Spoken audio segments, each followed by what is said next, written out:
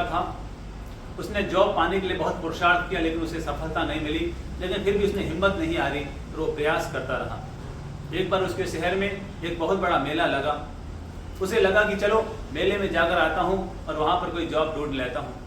वो वहाँ पर गया तो उसने देखा कि वहाँ पर बहुत सारे सर्कस लगे हुए थे, अलग अलग तरह के जीव जंतु आए हुए थे। वो मैनेजर के पास गया और कहा कि मैं बेरोजगार हूँ, मुझे कोई भी एक जॉब दे दीजिए, कोई भी एक नौकरी दे दीजिए, जो आप कहेंगे वो मैं करने के लिए तैयार हूँ। मैनेजर ने कहा अभी तो कोई ऐसा जॉब मुझे नजर नहीं आ रहा है। उसने बहुत रिक्वेस्ट की, प्लीज प्लीज मुझे जॉब की बहुत जरूरत है, मुझे कोई भी XYZ जॉब दे दीजिए, चल जाएगा। उसने कहा जॉब तो है पर थोड़ा टेढ़ा है। उसने कहा जैसा भी है मैं करने के लिए तैयार हूँ। उसने कहा कि हमारा एक भालू का पिंजरा है जो खाली है, क्योंकि भालू कुछ दिन पहले मर गया। अब हम चाहते हैं कि वहां पर तुम भालू बन करके, भालू की ड्रेस पहन करके लोगों का मनोरंजन करो। उसने सोचा क्या मैं कर पाऊंगा? फिर उसने सोचा नहीं, मुझे करना है, कुछ भी हो जाए मुझे करना है। और उसने भालू की ड्रेस पहन ली और वो पिंजरे में चला गया और अलग अलग तरह के करतब दिखाने लगा, दुनिया भर के करतब दिखाने लगा। और इस तरह के करतब दिखाने लगा कि लोग उसकी ओर आकर्षित होने लगे। अब ज्यादा से ज्यादा लोग उसके पिंजरे की ओर आने लगे। ये देखकर कि उसका उत्साह और बढ़ गया, उसका आत्मविश्वास और बढ़ गया। उसे लगा कि मैं बहुत अच्छा कर रहा हूँ, मुझे और अच्छा करना चाहिए। और वो उछल कूद करने लगा और जोर जोर से जंप मारने लगा। उसके पास में शेर का कमरा था, उसके पास में शेर का पिंजरा था।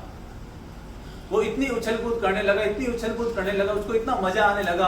और कहते हैं कि उछल कूद करते करते करते करते वो उसका बैलेंस बिगड़ा, वो शेर के पिंजरे में गिर पड़ा।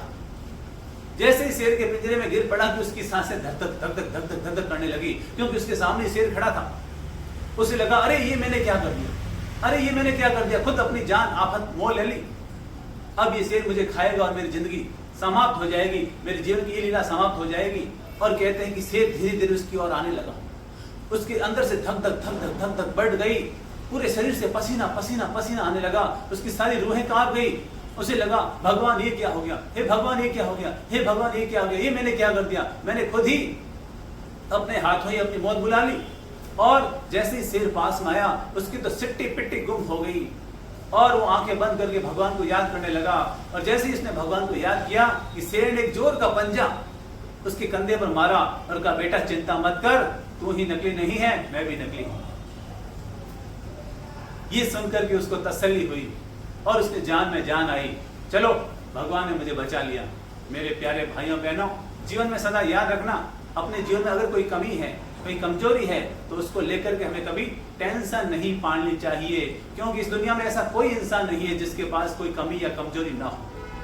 हर इंसान के पास अपनी कमी होती है, अपनी कमजोरी होती है, लेकिन हमें अपनी कभी कमी और कमजोरी को नहीं देखना चाहिए। हमेशा अपनी विशेषताओं पर ध्यान देना चाहिए, अपनी खूबियों पर ध्यान देना चाहिए, अपनी विशेषताओं को बढ़ाने की कोशिश करनी चाहिए। क्योंकि जैसे जैसे हमारी खूबियां बढ़ती जाएगी, हमारी विशेषताएं बढ़ती जाएगी, वैसे वैसे हमारी कमियां और खत्म होती चली जाएगी।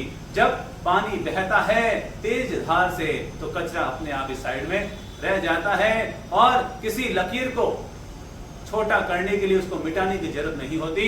उसके सामने अगर एक बड़ी लकीर खींच लेते हैं, वो छोटी लकीर अपने आप ही छोटी हो जाती है।